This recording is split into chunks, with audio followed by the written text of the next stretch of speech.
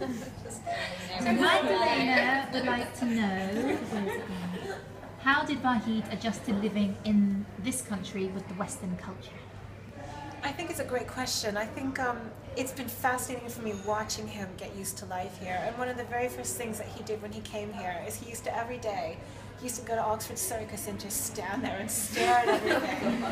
Because Iran is not a multicultural society at all. You know, you have Iranians, you have a few kind of tribes in Iran, and you have a lot of Afghanis, and that's it.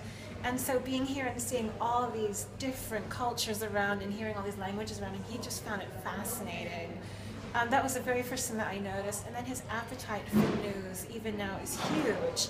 Because in Iran, they block BBC, they block a lot of the news. So I think now that he has unrestricted access, he's constantly reading about things that he was taught and learning what really happened, or just he has this phenomenal appetite, you know, to consume news and to read about events and to kind of broaden his mind. I mean, I remember very specifically when he got his university transcripts converted into English.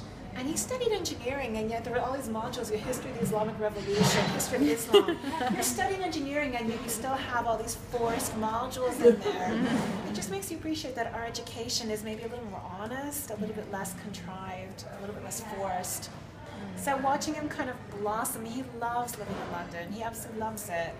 But one thing I will say, and I wrote about this in the book as well, is everyone just says, I mean, it's understandable if you only watch the news. People think, oh God, he must be so glad to be the hell out of there.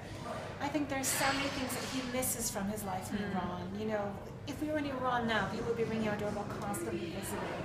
You always have people dropping by. I mean, I think people from the south of Spain can really relate to how Iranians live, because they have these very sociable lives where everyone's in each other's hair constantly.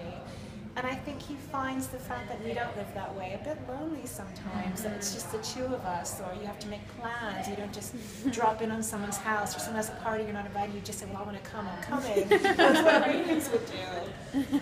So that, you know, there are things you do give up that people don't always understand. Yeah.